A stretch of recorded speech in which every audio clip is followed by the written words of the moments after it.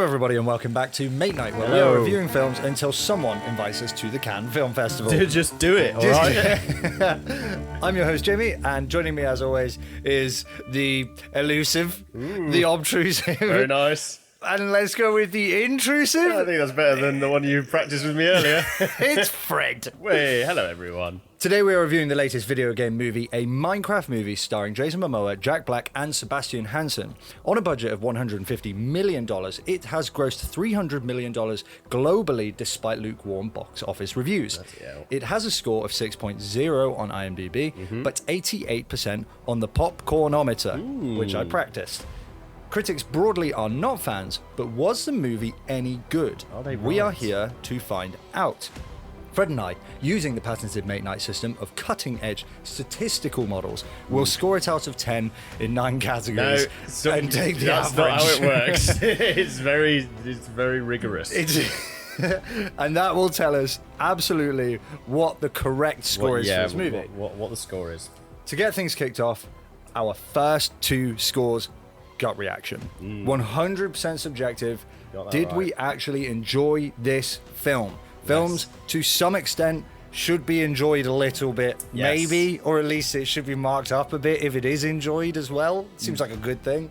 Very mood dependent. It is very, but it's 100% subjective, so we completely disclaimed. It doesn't matter. Although it does Stop having a contribute. go at us. We'll both give our scores, and then we will try to justify it. Yeah. So, have you got your score ready? I do have a score. I've thought of a score. Yeah, okay. I You don't have a score?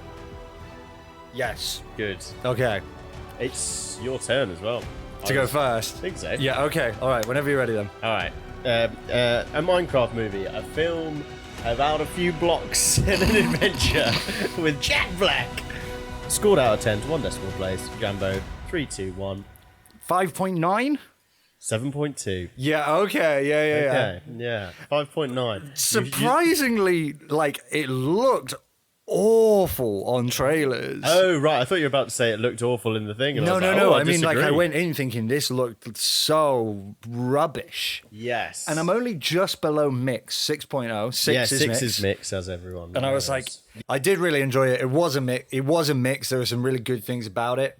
But at the end of the day, it was just a children's movie. Yeah, and that can generally leave a lower mark when it comes to enjoyment. But for me, it was a classic case of low expectations. It really was, wasn't it? Low expectations. I watched the trailer for this as you did, found it not to my taste. And then in the run-up, rare case for me of being like, hey, I've not engaged with Minecraft in any capacity, really. Mm-hmm. So maybe I'll do a little bit of research into it. You didn't. Well, just a tiny bit. I watched a Okay. beginner's YouTube video about, Okay. what do I do if I'm in a Minecraft world? Yeah, okay. How does it work? What did you learn? And then I kind of got excited for it. I was like, okay, let's see. I watched another video about the production, or how it came to be, this film, which we're going to do a short segment on later. Tune in. And with all that in mind, I saw that people were starting to get a bit excited by this. The most recent trailer had better graphics and CGI involved. And so I was thinking, okay, I could be persuaded into thinking this is going to be fine. But I still had low expectations. And with that in mind, I had quite an enjoyable time. So it really bumped it into the sevens for me, because it's the enjoyment rating. It's so true. It's like we're always trying to escape the whole whatever you go in expecting has such a massive impact on your score, but it's just impossible to get away from. And this was just one of those exactly like that, where it's just like, this just looks like the most garbage. It looked like Jumanji, and you know what? It was a bit like Jumanji, but it was kind of enjoyable. So Yeah, I didn't watch Jumanji. Did you? I did watch Jumanji, yeah. And to be honest with you, mate, it's the exact same film. And this is one of the biggest criticisms from critics, which I think is totally fair. Okay. So this film literally is just Jumanji again, okay? Right, okay. But it's obviously a film adaptation of Minecraft, and Minecraft had such a huge presence in the gaming world because it is by quite a long way, one of the best games there is for creativity. If you can think of something, you're like, I want to try this. Most games, you can't do that. But with Minecraft, you really can. And one of the biggest criticisms of the Minecraft movie is, well, you've got this game which is literally all about creativity, and the plot broadly was just like a pretty generic one. Like, it wasn't bad, but it just like there was nothing creative at all about the execution of the plot. And I was like, you know what? They're not wrong. It didn't utilize the actual source material's sheer creative potential to anything like the extent that it should have done. But I mean, the reason behind that is it's for popularity's sake, right? If they made it a bit too esoteric, it was always going to be difficult to really get people engaged and coming. Do you think it's one or the other, though? Do you not think that you could kind of take a plot which lends itself well to broad audiences, but also gives you a bit of a taste for the creative freedom that the game provides you with in the format of a film? Yeah, potentially. I think some people do it really well, right? Like Nolan has always been known as someone who really takes very ambitious decisions around his plot and then gets loads of bums in seats still. Yes. But also you could argue that some of his later films do kind of drink his Kool-Aid a bit, don't they? Yeah. But I'll tell you what, let's not get sidetracked. Not go into too much of that. In this case, it's pretty run-of-the-mill, right? Yes, plot was a bit derivative, but good. I thought decent use of the Minecraft world as someone who was unfamiliar with it. So that's one thing actually I want to ask. So questions with Fred. We like that. Question 1. Do you need to have played Minecraft to watch this film? I've actually given this some thought. Yeah, go on. I don't think you have to. No. And I think that really this game, I've done I played Minecraft once, right? I've actually played it, but just once. And what's clear is that basically every single scene is just like, here is another thing from Minecraft on the big screen, and here's another thing and if you're like a massive Minecraft fan, then like there will be so much there for you. Yeah. But it feeds it to you in a way where you just don't have to know what's going on in Minecraft before it, because it literally spends about 10 minutes going, here is exactly how to bring it up to the universe. Oh my God, yeah. I mean, it was sort of rhetorical, wasn't it? This film just explains exactly what Minecraft is to you. So don't feel like you have, if you're an adult, maybe bringing a kid along, or if you're someone who just wants to watch a film and you're wondering about this new explosive video game that's got 300 million returns in box office. Already. Yeah, you really don't need to have any understanding of the backstory or lore. Yeah, and more to that point, one of the things I really wanted to say on this was like, this film is really, you can tell who the intended audience is by the main character's sort of identity, right? That's obviously who the main audience is. But we've just watched Adolescence, and one of the things that it raises there is about parents not quite connecting with their kids. And I was watching the Minecraft movie, and I was thinking, you know what? If your kid plays a lot of Minecraft, you should go watch this film, because it would really help you understand what it is that engages your kids so much in this thing. There are so many kids who play it like 50 hours a week. It's like, go watch it, and then at least you can kind of chat with your kids about it a little bit. And yeah, and it's a very interesting point, because another. Do you mind if we go back to my segment? Sorry, mate. Yeah. Back to segment. Questions with Fred, and the second part of the segment is question number 2. Yeah. What do you think the theme was? I think that the theme was the skills which the games that you love require can be used in the real world too. I think that was the message it was trying to say, is like, it's okay to love Minecraft, but just know that you can grow up and still be that person. Yeah, okay. So this is where I had a bit of trouble thematically. I was thinking, I tried to write it down when we were doing our notes, notes before this. I was like, okay, so a big driver of the plot, or thematically, a key message throughout most of the film is be free to explore creativity. And I want to be careful to navigate around spoilers, but this is just generally, we'll talk about themes here. I won't go into too many details, but if you are worried, if you're really concerned about getting spoiled on anything, maybe leave this for now. But by the end, the idea is more about don't let creativity get in the way of what's truly important. Or maybe not don't let creativity, Well, it's hard to judge. That's what I mean. It was So quite do you hard to think understand. that my interpretation maybe has helped you, or you I think still your not clear? interpretation is a fair way of looking at it. Okay. But here's where I'm kind of in two minds as to whether they meant it. This is a Minecraft film, supposedly about why it's great to enjoy Minecraft. Yeah. But with that theme in mind, it actually kind of says don't spend too much time in Minecraft, right? Yes. So do you think they meant it like that? Was it perhaps, again being quite fair here, a message for the parents? I think it was, I think that almost entirely it was aimed at the kids who play Minecraft. And I think that one of the things that really resonated with me about this movie it's one of the first movies that I've watched in a very long time where it's addressing these kids and let's say the issue of them playing too much Minecraft. But it comes from a place of like, and there's so many kids like this where it's like, it basically says it's okay for you to be, into Minecraft and to be like, it's okay for you to be this kid that you definitely don't think you're cool, because you're a Minecraft player. No Minecraft player's like, that's cool. I'm really cool. Yeah, right, exactly. Yeah. And it really felt like it came from a place of compassion and guiding thematically. It was like, it's okay to be like this.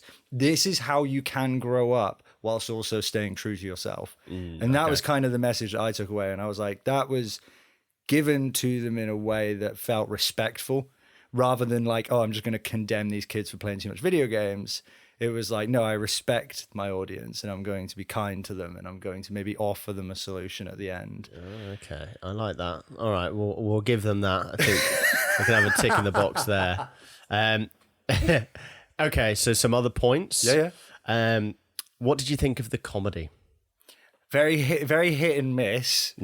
But definite hits in there. Definitely. There were a few times we watched this together. Yes. And there were a few times where I had to hide. Sorry, my laughter. before you continue. When we watch things together, which is infrequently because we want to surprise each other on Mate Night, we will not we will not react. We won't talk. Like, we'll go out of the cinema and be like, what the hell? Like, we'll watch a film and then we'll leave the cinema and go our separate ways without talking about a film. We did it with Wicked. And then we did it with Minecraft. And it's very childish humor. I let a few giggles out. It's very childish humor, but sometimes it landed and sometimes it... Jennifer Coolidge, the woman who plays the vice principal, will never cease to be funny to me. I find her really funny. I find her really funny in everything she does. Jason Momoa I found very funny. Oh, I'd say he was probably by far the weakest for me. Interesting. What about him, mate? I just laid it on way too thick, the ridiculousness. Yeah, it was ridiculous, but it worked for me. I thought that Jack Black was actually a bit too much because Jack Black, you know what? You get Jack Black in, you know what you expect. But I did think there were a couple of times where, I mean, he could have achieved more than enough of a desired effect by just easing up a bit. I respected that he was clearly like, I've been hired, I've been cast in Minecraft, I'm going to go all out to the absolute extremes, but maybe could have dialed it down a bit a couple of times. And it might have been better. Might have been a bit better while still allowing him to Jack Black all over the place. I came across a really interesting way of interpreting Jack Black's performance where they were like, the problem with it was... He was so one-dimensional. He was like the tutorial character at the start of a game. Yeah. Okay. Where he just like delivers these emphatic lines and then you're just kind of like, it's almost like there's no conversation going to follow. It's just like that's the line that he says and then he's stuck there as an NPC. Funnily enough, I had the thought of it's almost like he's wanting to show so clearly that he's putting an effort in. He's like almost feeling the burden of being... We're going to get Jack Black in because we know he'll give it 100%. And it almost felt like the weight of that responsibility meant that he over-egged it so much. Yes. That it was totally one-dimensional, which Jack Black is almost the perfect cast for something like this, but it felt like he was so perfectly cast, he kind of under-delivered a bit. I do get what you're saying. Much. So 10-year-olds, if you're listening to that, maybe just bear that in mind. School of Rock is his high point. It really is, 100%. But you're not allowed to show that in schools now, apparently. Well, I mean, maybe we shouldn't be watching films when we're in school anyway. I don't know. Should be reading. All these kids playing Minecraft and watching films. On Jason Momoa, very quickly, I couldn't help but get the distinct feeling. It reminded me a lot of when I left Thor Ragnarok. I think it was Ragnarok, and I really started to find Chris Hemsworth a bit annoying in the exact same way, where I was like, they're just like outright humiliating this person. Like scene after scene after scene, and the actor is leaning really, really hard into it, and I can see how like 10-year-olds will find this funny, but it just feels very one-dimensional as a sense of humor. And you've said it before, where they'll deliver a ridiculous line and then almost pause for the kids to laugh a bit, and it really felt like that with Jason Momoa in this, and it really felt like that with Chris Hemsworth in Thor in the later movies, where they're just kind of really trying to humiliate them and make them completely ridiculous. And it's just like, okay, it's not that funny though. Yeah, I get you. For me, it worked. I can't really speak to anything other than that example you gave of like one-dimensional delivery and waiting for a pause. I think I brought it up on Transformers 1, which I hated the comedy in. Yes. I thought it didn't work at all. But sometimes, comedy is just, the same lines delivered better. And I thought Momoa genuinely got a couple of laughs from me, and so I quite liked his performance, even though he was kind of a big stereotype of that sort of macho man character who really is cripplingly insecure and weak-willed. It felt a bit like, I'm going to butcher the term here, but you can pick off a shelf sort of thing. It's like this pre-packaged character where it's like you've kind of seen it a million times. But that's really what you're here for in Minecraft. So, like, generally speaking, across the board, all the characters are like that. And yet it still has a charm. And if you're the intended, like, this is something I think we have to keep going back to and acknowledging. If you are the intended audience, if you're a massive Minecraft fan or you are a 10-year-old who plays Minecraft, like, this should land with you. Like, this is really, like, this film will land for you. And if you are a parent of a kid who's really into it, you should probably just go watch it anyway, because it's almost a tutorial about what Minecraft is. It's just a tour of, like, Minecraft. Here's all the stuff that Minecraft can do. You can stop spending time with your kid. You could not invite them. Yeah. I think, look, it's pretty fine. It's a pretty smooth ride for me. It had funny moments. Wasn't aimed at us. I think for people who do like Minecraft, no doubt they'll be watching this without our recommendation. But I know there are quite a few great Easter eggs in there. They use the gameplay well. And in terms of adult deciding whether they should bring their kid, for sure, good kids film. I'd go as far as saying a good kids film. Completely agree. Now the question for the adult. Back to questions with Fred. Will you enjoy this as an adult? Now, it certainly for me falls on the spectrum of Snow White to Shrek. Yeah. It's kind of in the middle, but I'd say more on the Shrek side. Completely with you. Whereas Shrek, genuinely, it's probably adults enjoy it more than kids in many instances. Definitely agree, yeah. But yeah, it's not unbearable. Maybe quite mood dependent. Yeah, I think that's definitely fair. Yeah. The villagers. They not terrifying? Ah, okay. They were just the most petrifying beings I've ever seen in my life. Didn't do it for you, did they? Well, no, I didn't hate them, but I was just like, holy shit, I would panic if I saw them in real life. They were horrific. And the things protecting them were a lot more kind of amiable. Yeah, they were, weren't they? The big terrifying robot. Yeah, the villagers themselves, you wouldn't want to cross them in a dark alley. But I suppose if you find yourself in that situation in the Minecraft world, there's a lot of things that you should be questioning. Well, we don't have all forever, so there are a couple of things which I think definitely are worth mentioning. Songs. What did you think of the songs in it?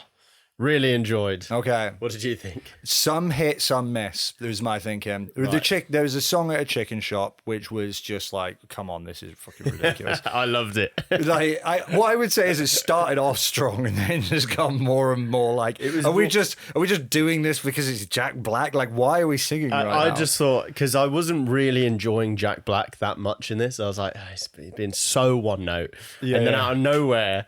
completely unexpectedly. We've How spoiled this unlike Jack Black. it just So unlike this guy. I just didn't know if start they'd do singing it. in his films. What's Jack Black known for? Anyway, he just runs headfirst into this little chicken shop ditty. Yes. And then there are a couple of others later on there, but for me, You liked it. it was a welcome surprise. It bumped it up about half a point in my enjoyment. Yeah, some of them were really good. What do you think of the visuals? I thought they were decent. Yeah. Obviously, it's a very idiosyncratic design Yeah. or unique. But I know that, as you alluded to, the original marketing came out and everyone panned it. I can't really remember what it looks like then, but I thought it looked very good. What about you? Completely agree, except from when they had to rely on green screens. That was when it really fell apart. But I thought the visuals broadly were really good. And then there was just the occasional like bit where the actors would be in front of a green screen. It would be like glaringly Yeah, obvious. there were a couple of times where it was a bit off then, for sure. But I figure it was probably not the easiest thing to pull off in a satisfying way. And I think generally they did a really good job of creating the creativity that it would take to actually turn like a box world into something that doesn't look horrific on the big screen is probably quite challenging, and I think they did a really good job of it. So yeah. What did you think of the two kind of lead young actors? yeah, I thought I'm not great judging acting generally. I thought that the lad was probably slightly better than the sister. Okay. But I think that he was just probably playing he wasn't playing a crazy challenging role from the look of it. They were just run yeah, middle of the line. Yeah, you're there for Jack Black, Jason Momoa, aren't you? Yeah. What did you think of them? Fine. Literally, Fine, you know, don't do a job. Obviously, we'll get into questions about their age later, so I don't want to give the game away. Another Maybe give that game away, actually. What is, because that sounds weird. We've got a fun segment of guess the age of everyone in this coming up. But we thought we'd do a twist, which is that I would try and age order the cast, Just try I and think. work out. And then Some that's going to be eclectic way ages. more interesting for you all. But yeah, I thought, you know what, they did a job. To be honest, look, if you're going to watch it or you aren't going to watch it, you probably made your decision now. So I reckon we go to the Mate Night Machine. Yeah, okay. And find out what we all really think. Or did you have one thing before? The only other thing which I thought would be a nice little mention. Go on then. Did you see the pig with the crown? And do you know what that's about? Yes, I was wondering whether we might actually mention that later on, but yeah, go on. Tune in later on and you'll find out. There's a pig with a crown, and there's a story there which matters to people. Yeah. One of the more heartwarming Easter eggs, I'd say. I tell you what, actually, before we close off, Easter eggs in general, it was just littered with them. It makes sense that they would release it at the start of April, because it's literally just every single scene is an Easter egg. Yeah, it is. Something like that, though, it comes with the territory, doesn't it? Yeah. If they hadn't have done that, what's the point in doing a film? Yeah. Yeah, we can go into potentially a few of those. But first, we could go through the portal, the nether portal. Netherlands. We could take this thingy and then this blue thingy and put them together. This square, what's it, cube orb. Which is all the explanation we need to give you. And we're in a portal, and then we're going to come out with a number. Which will be correct. For how good take to the the bank. Minecraft movie is. See you in a sec. See you in a second.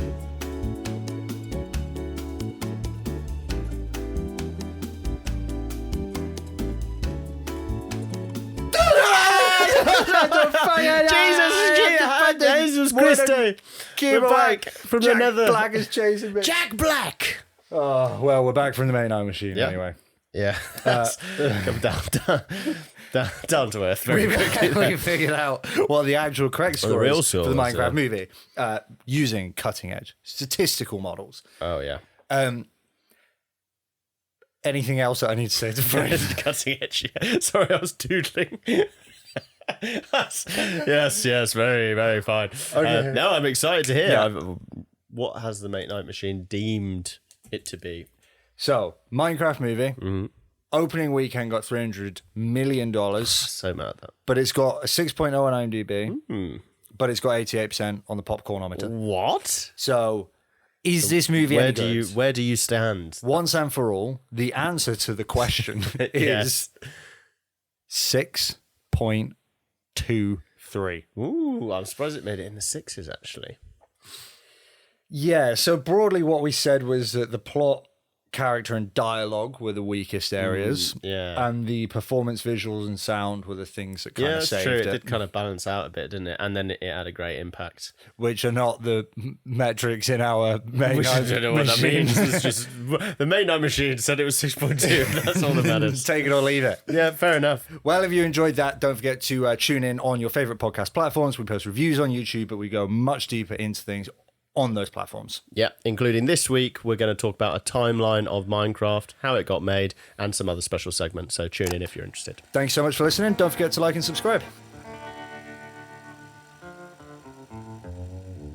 Hey there. Podcast listeners. Oh, they're back. Our favourite. Can't get away from them. Our favourite team. So, did you do the facts, or do you just want me to go through some? I have one fact for you, Freddie. Oh, go on. You hit me with the fact. And I know you already know it. Yeah, yeah. The pig with the crown. Pig with the crown. Are you aware of this fact, Freddie? Just from today, but go on, talk to us. That's a shame because I don't know a hell of a lot of detail about it. But what I do know is the Minecraft movie is absolutely stacked with Easter eggs, and it's often obvious that there is an Easter egg, even if you're not really clear what it is meant to mean. You will definitely get this if you're taking your kids to go watch this movie. I mean, it's crazy how many of these things there are. And one of the most obvious moments is a pig walks past them wearing a crown, and Jack Black, they go, oh, is that pig a king? And Jack Black goes, no, he's a legend. And the question is, well, what is it referring to? There was a Minecraft creator, a relatively young kid, who became a real big part of that community. Technoblade. And unfortunately, he passed away with skin cancer. And obviously, it was a huge loss for that community. He really contributed a lot to those people. And so I think the Minecraft team, when they were making the movie, said it'd be a really nice way to remember him and to kind of immortalize his contribution. Yeah, Technoblade, so just a bit more kind of background on him. So yeah, beloved YouTuber and streamer, regarded as well as one of the most skilled and entertaining players in the community at the time. So not just kind of someone who died who was a presence, but apparently one of the absolute best players. So name was Alex, which was only revealed in his posthumously titled video So Long Nerds. Oh, nice. So Technoblade, nicknamed the Blood of God, a nod to his ruthless player versus player skills.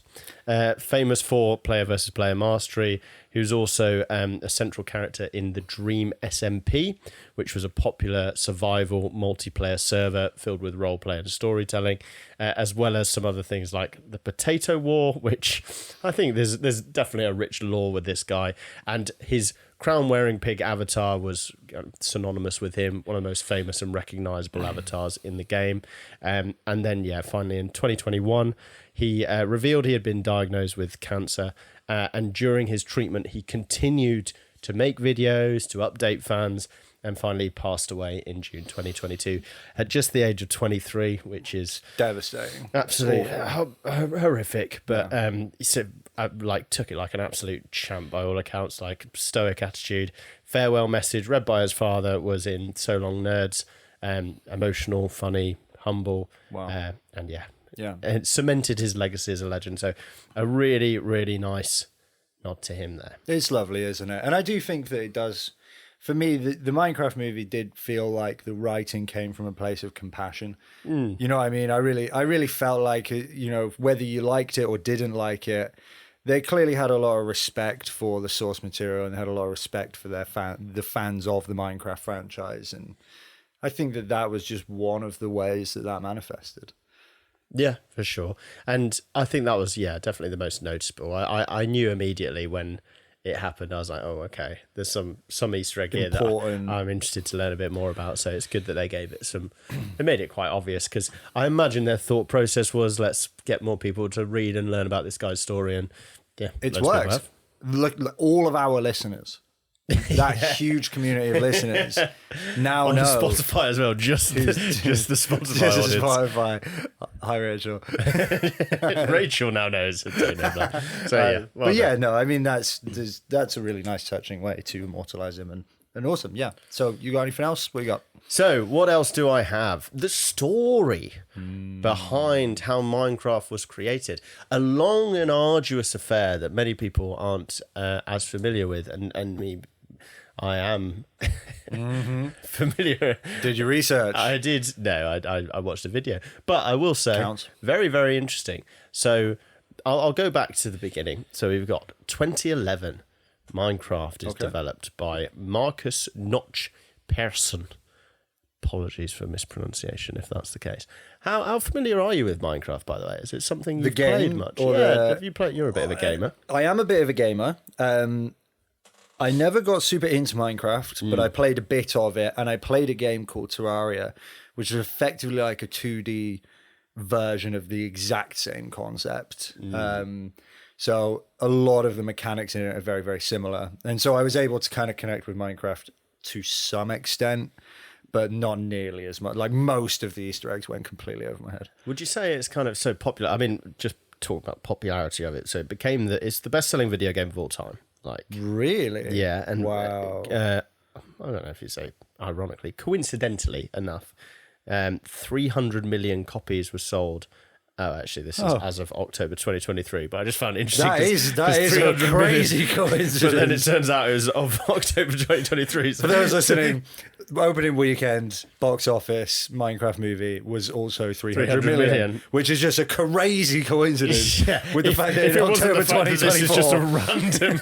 It's not even October 2024, it's 2023. So it's such a random... I mean, yeah, it's interesting. But it was 300 million at one point. So, yes, at one point.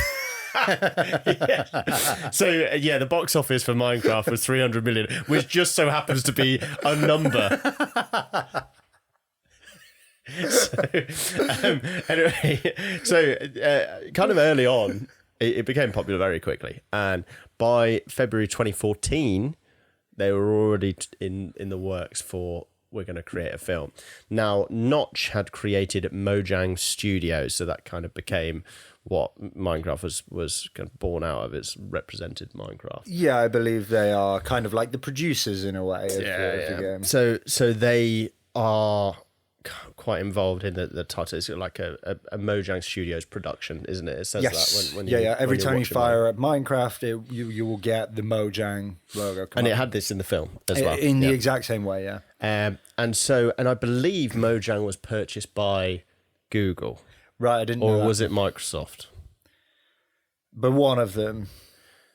Yes, it was. It kind of happened like when it did happen. Sure. Yeah, that's fine. So Mojang's been bought out. They started a movie in 2014. Now Minecraft has come out. Microsoft.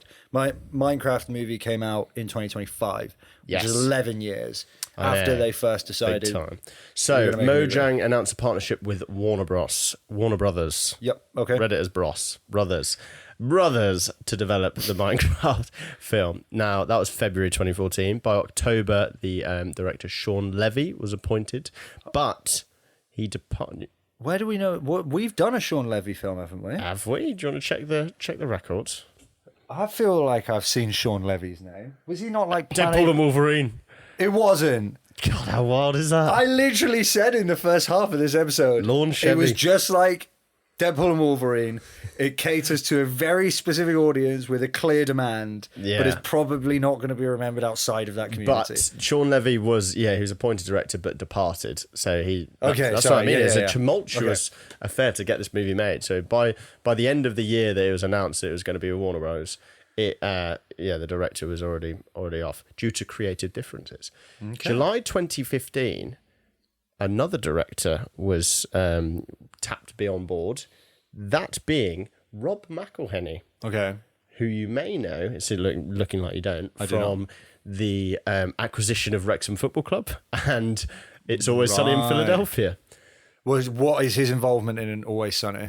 He is one of the main cast members and, and creator and director. Which character? He plays Mac. Oh, I know exactly who you mean. So he was to be director of Minecraft movie in 2015. And another weird, tenuous link to Deadpool and Wolverine, he co-owns Wrexham with Deadpool, Ryan Reynolds. Ryan Reynolds. And like in Deadpool, they have like that one Deadpool with the Welsh flag on it.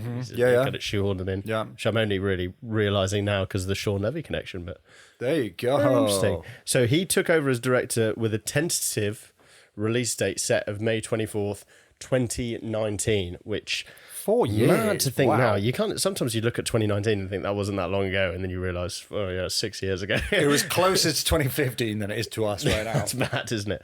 So then by late 2016, so that was 2015, July 2015, Rob's on board. Late 2016, he exits the project. So they've got 2 directors down within 2 years. Any reason why? Or? Following internal changes at Warner Bros. So again, it seems like Warner Brothers were the issue here. And then it seems to have been kicked down the road for quite some time until January 2019. That's when Peter Sollett was brought on to write and direct a new adaptation, this time focusing on a teenage girl and her group battling the Ender Dragon, scheduled for March 4th, 2022 release. Okay. So you can imagine this again is actually quite different to the final film that we got. And as you can expect, 2022, Jared Hess was announced as the new director. So they went through 3 directors for this. Well, they chinned off 3 directors before they found their star person, Jared Hess. He was announced as a new director with Jason Momoa in talks to star. The film was confirmed to be live action. So this hadn't necessarily been confirmed up to this point. Oh, right. Okay. And then obviously from there to here, it's been released. But included in that kind of time period of the last 3 years, there were these marketing issues. So the first couple of trailers that came out had much, much worse CGI and had a lot of fan backlash. And then just kind of out of nowhere, the last trailer that they did in the run-up seemed to just rectify any issues. Well, they might have just fixed the visuals, I suppose. They said, but clearly they released some stuff originally and found out that people were not happy. It's funny because the times when I can think of off the top of my head where that's happened, with Sonic is the one that immediately comes to mind, yes. which is another game movie adaptation. Another one that did well and kind In of the got it end, all right. They yeah. rectified it, and it's It's a interesting. weird tenuous link. All these lovely tenuous links that we're making. So maybe it's like that Drake move of, you know how, Drake has been known to accidentally release songs All right. and just sense check, and if he gets positive feedback, Okay. properly release them. Like, oh no, there was a leak. Like, Yeah. no, but here it is. So when you text that guy, like, will you go out with me? And she says no, and you're like, sorry, that was my friend. That was my mate. Yeah. No, I was texting my mate. Also, I'm just about to jump in the river. But yeah, like, it could be that people do that just to get an idea of what people. You would have thought they'll An get early trailer should be testing the waters a bit, right? You would expect. yeah, for sure, and they've done it too. Thank God they did. I mean, they went through that stage, didn't they, of trailers just explaining the whole film, like the Batman v Superman. Yeah. I remember when that came out and it got to the Doomsday reveal, and you just thought, you've already told us so much about this film from the trailers. Now you're telling us like the final twist. Yeah, Faye and I regularly, like almost always, end up turning ads off about halfway through, trailers off about halfway through, because we're like, we are only halfway, and I already feel like it's spoiling the movie. Like, and there's still an extra 50% left. Like, it's just crazy, isn't it? Yeah, I'm very conscious to kind of avoid it as much as possible if I can. But look, I don't want to just bore people to death too much here. Timeline is the timeline. We got a film, Minecraft. Good for them to succeed with that level of tenacity. Yeah, you know? the one big kind of takeaway from it is like that sounded like a clusterfuck. Yeah, that must have been Like, such a over headache. 10 years, 4 directors. Yeah. Clearly some real rewrites to the script, and then we got what we got, which was actually Which might explain no plot. the script that we got. Yeah, they just kind of got ChatGPT to write a plot for It them. literally felt like it, didn't it? It was the most lackluster plot ever, but it was fine. It Yeah, was it was fine. fine. And again, it's a kids' film, so it was kind of like Yes. a lot of it was just like It is can a just be kids' film. explained by the fact like it's not meant for you. You know? Yeah, we'll give them the benefit of the doubt. It was a kids' film, but it wasn't one of those kids' films where you really enjoy it as an adult, Yeah. unfortunately. Yeah. But that's it from me. And that is also it from me. Thank you so much for listening, everybody. We'll be back next week. Maybe, maybe not. Who knows what film it's going to be. Yeah. But just make sure to follow, and then it will turn up on your newsfeed. Yeah, thank you very much for listening. Have a good evening. Cheers.